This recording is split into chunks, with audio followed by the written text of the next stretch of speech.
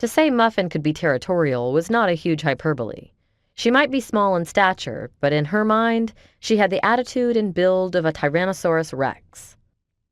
The ensuing moments were fragmented, looking back, distorted by yipping and snarling, tangled colors of black and white fur, and the momentous event that had eventually led her to where she was now.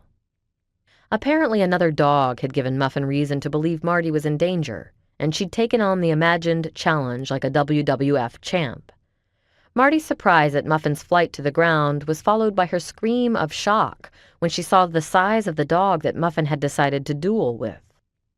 That much Marty would always remember. His size. She, at the time, had assumed he was male because she couldn't ever remember seeing a dog so bloody big before. She did remember hearing Nina's surprised exclamation of, "Holy fuck," which was part and parcel where Nina was concerned. Her potty mouth wasn't unexpected, but she wasn't far off the mark in her assessment of the beast. He was ginormous.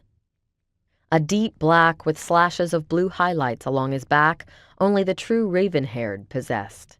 His height on all fours reached her waist. Marty remembered that, too, because the sheer magnitude of force with which he'd slammed into her had nearly knocked her off her feet.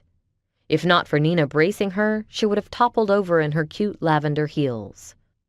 As Marty scuffled to grab at Muffin's trailing leash, she'd tripped and fallen on the massive bulk of dog. The crushing blow to her gut left her breathless, and air had wheezed from her throat while she'd struggled to fill her lungs. Muffin attacked with foam dripping from her mouth, latching onto the long muzzle of the black beast, while Marty'd watched in horror when it tried to shake her off. Unfortunately, Muffin had locked her jaw on the inside of his lip and wouldn't let go for all the snossages in PetSmart. Oddly, she could recall that he didn't seem at all aggressive. He was simply trying to detach the small, wildly out-of-control poodle from his chops. His eyes, as black as they were, looked as surprised as Marty's must have that her small dog could create such havoc. Yet it was Muffin who became more rabid, hanging on in midair and swinging wildly to and fro while only clamping down harder.